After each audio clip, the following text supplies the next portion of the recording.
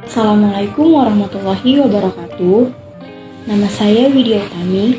Di video ini saya akan menjelaskan mengenai materi kalimat tunggal dan kalimat majemuk. Apa sih kalimat tunggal dan kalimat majemuk? Kalimat tunggal adalah kalimat yang hanya terdiri dari satu subjek dan satu predikat. Contohnya seperti saya sarapan nasi goreng. Saya sebagai subjek, sarapan sebagai predikat, nasi goreng sebagai objek. Subjeknya hanya satu, predikatnya hanya satu, objeknya juga hanya satu. Satu subjek dan satu predikat disebut sebagai kalimat dasar atau klausa. Lalu, apa yang dimaksud dengan kalimat majemuk? Yaitu kalimat yang memiliki lebih dari satu subjek dan satu predikat, yang berarti kalimat dasarnya atau klausanya lebih dari satu. Kalimat majemuk dibagi menjadi dua. Yang pertama, kalimat majemuk setara, yaitu gabungan dua kalimat dasar yang kedudukannya sama, sejajar atau setara. Biasanya ditulis menghilangkan salah satu klausanya. Yang kedua ada kalimat majemuk bertingkat, yaitu gabungan beberapa kalimat dasar yang kedudukannya tidak sama. Kalimat majemuk bertingkat dibedakan berdasarkan konjungsi di dalamnya. Di sini ada contoh kalimat majemuk setara. Kalimat dasar pertama yaitu Suho membeli jaket. Suho sebagai subjek pertama, membeli sebagai predikat pertama, dan jaket sebagai objek pertama. Selanjutnya, kalimat dasar ini digabung dengan kalimat dasar yang kedua, yaitu Suho membeli topi. Suho sebagai subjek kedua, membeli sebagai predikat kedua, dan topi sebagai objek kedua. Setelah digabungkan, kalimat majemuk tersebut menjadi Suho membeli jaket dan topi. Suho sebagai subjek, membeli sebagai predikat, jaket sebagai objek pertama, dan merupakan konjungsi, topi merupakan objek kedua. Dari gabungan dua kalimat dasar tadi, bahwa salah satu kalimat dasar atau klausa tidak ditulis atau dihilangkan.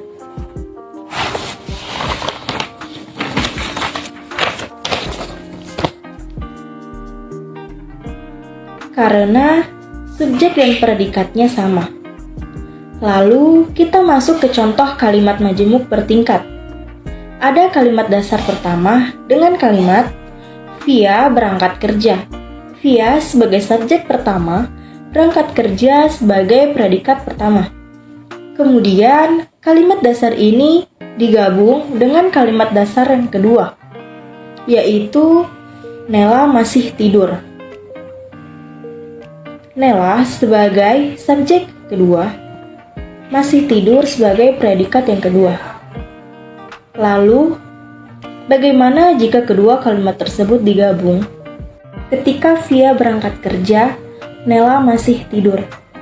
Ketika merupakan konjungsi, Via merupakan subjek pertama, berangkat kerja merupakan predikat pertama, Nela subjek kedua, masih tidur merupakan predikat kedua. Bisa kita ketahui bahwa tidak ada kalimat dasar atau klausa yang dihilangkan karena kedua predikat berbeda, sehingga klausanya tidak setara atau bertingkat. Nah, inilah bentuk gabungan yang menjadi gabungan kalimat majemuk bertingkat. Selain itu, kita bisa lihat di awalnya ada yang namanya konjungsi atau kata hubung. Kalimat majemuk bertingkat dibedakan menjadi beberapa jenis berdasarkan konjungsi yang terdapat di dalamnya. Adapun yaitu yang pertama, kalimat majemuk bertingkat hubungan syarat yang ditandai dengan penggunaan konjungsi jika, asalkan, apabila, dan lain-lain. Lalu yang kedua ada kalimat majemuk bertingkat hubungan konsensif, ditandai dengan konjungsi konsensif atau berlawanan.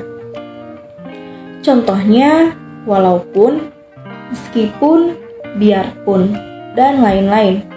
Yang ketiga, ada kalimat majemuk bertingkat hubungan tujuan, ditandai dengan tujuan misalnya agar, supaya, untuk, dan lain-lain.